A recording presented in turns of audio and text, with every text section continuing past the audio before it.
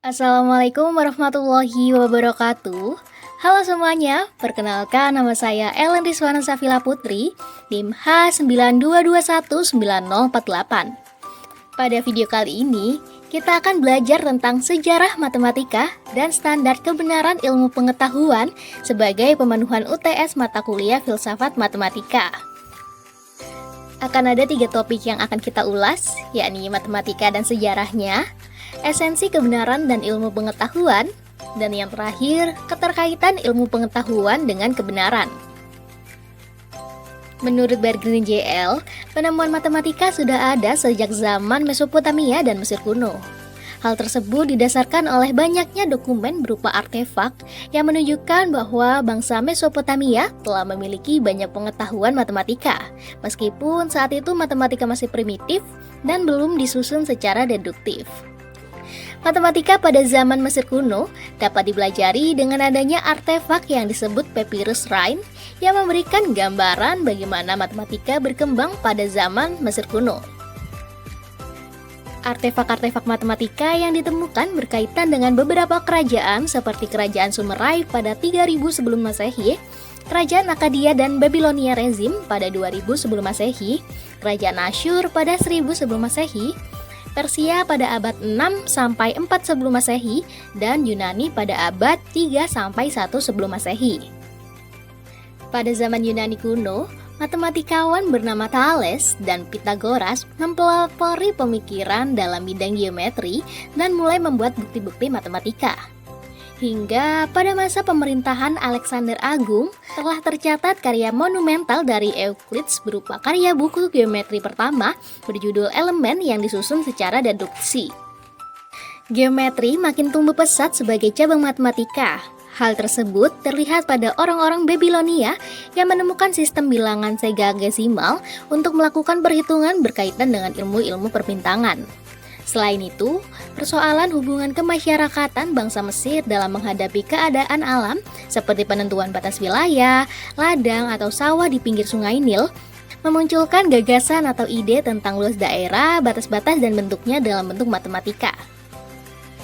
Dalam waktu singkat, metode yang dikembangkan oleh orang Babilonia dan Mesir kuno telah sampai ke tangan orang-orang Yunani dan diteruskan ke ilmuwan Arab pada abad pertengahan. Dan sejak itu, pada periode 600 sebelum Masehi hingga 300 sebelum Masehi dikenal sebagai periode matematika klasik, di mana pada periode tersebut matematika berubah dari fungsi praktis menjadi struktur deduktif. Hal tersebut menjadikan matematika sebagai suatu disiplin ilmu. Hingga kini, warisan matematika Yunani, terutama dalam geometri, memiliki peran besar, dibuktikan dengan adanya geometri yang telah menjadi materi pelajaran selama berabad-abad. Sehingga dapat kita definisikan matematika menurut bahasa yang diambil dari bahasa Yunani kuno, yakni mathema, yang berarti sains, ilmu pengetahuan atau belajar, atau juga mathematikos yang berarti suka belajar. Sedangkan menurut istilah, matematika merupakan bidang ilmu yang mempelajari pola dari struktur, perubahan, dan ruang. Adapun pengertian matematika menurut para ahli. Berdasarkan pengertian dari W.W. Sawyer, matematika merupakan klasifikasi studi dari semua kemungkinan pola. Sedangkan Bruce Effendi mengartikan matematika sebagai bahasa simbol, ilmu deduktif yang tidak menerima pembuktian secara induktif, ilmu tentang pola keteraturan dan struktur yang terorganisasi, mulai dari unsur yang tidak didefinisikan ke aksioma atau postulat dan akhirnya ke dalil. Memasuki pembahasan selanjutnya, yakni esensi kebenaran dan ilmu pengetahuan. Kebenaran sendiri diartikan sebagai keadaan, hal dan sebagainya yang benar, dalam artian cocok dengan hal atau keadaan yang sesungguhnya. Dan suatu pertimbangan itu dikatakan benar jika telah mencapai hasil yang berguna. Sebaliknya, pertimbangan itu dikatakan salah jika dengannya dihasilkan hal yang merugikan.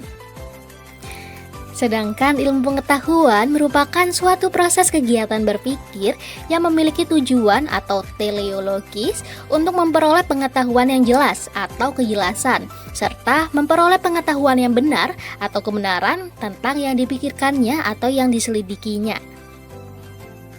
Ilmu pengetahuan dikatakan jelas apabila memenuhi 3 syarat. di mana ilmu pengetahuan tersebut mempunyai dasar pembenaran yang jelas, ilmu pengetahuan bersifat sistematis, dan ilmu pengetahuan bersifat intersubjektif. Teori kebenaran selalu paralel dengan teori pengetahuan. Dengan demikian, setiap teori kebenaran akan menekankan pada salah satu bagian atau aspek dari proses mengusahakan kebenaran pengetahuan. Adapun beberapa teori kebenaran yang menekankan salah satu proses manusia mengusahakan pengetahuan yang terbagi ke dalam 6 teori. Yang pertama, teori kebenaran korespondensi, di mana teori ini menyatakan bahwa kebenaran sebagai persesuaian antara apa yang dikatakan dengan kenyataan. Teori ini sangat menghargai pengamatan, percobaan atau pengujian empiris untuk mengungkapkan kenyataan yang sebenarnya. Teori ini lebih mengutamakan cara kerja dan pengetahuan a posteriori, yaitu pengetahuan yang terungkap hanya melalui dan setelah pengalaman dan percobaan empiris. Yang kedua, ada teori kebenaran koherensi, di mana teori ini menyatakan bahwa kebenaran tidak ditemukan dalam kesesuaian antara proposisi dan kenyataan, melainkan dalam relasi antara proposisi baru dengan proposisi yang sudah ada sebelumnya dan telah diakui kebenarannya. Yang ketiga, teori kebenaran pragmatis, di mana kebenaran tidak terletak pada hubungan kesesuaian dengan benda atau objek atau kenyataan, melainkan terlebih pada hubungan kesesuaian antara bagian-bagian pengalaman. Yang keempat, ada teori kebenaran sintaksis, di mana kebenaran sebagaimana suatu hasil pemikiran yang diungkapkan dalam suatu pernyataan bahasa, baik secara lisan atau tertulis, yang perlu dirangkai dalam suatu keteraturan sintaksis atau gramatika yang digunakannya. Yang kelima, ada teori kebenaran semantis, di mana kebenaran yang berpangkal pada pendapat Aristoteles, yakni mengatakan sesuatu yang ada sebagai ada dan sesuatu yang tidak ada sebagai yang tidak ada adalah benar.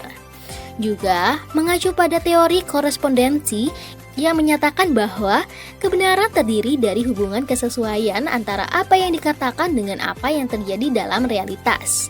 Dan yang keenam, ada teori kebenaran performatif. Teori ini menentang teori klasik bahwa benar dan salah adalah ungkapan yang hanya menyatakan sesuatu. Menurut teori klasik, proporsi yang benar berarti proporsi itu menyatakan sesuatu yang memang dianggap benar, demikian pula sebaliknya pada proporsi yang salah. Demikian pembelajaran terkait sejarah matematika dan standar kebenaran ilmu pengetahuan. Semoga bermanfaat. Wassalamualaikum warahmatullahi wabarakatuh.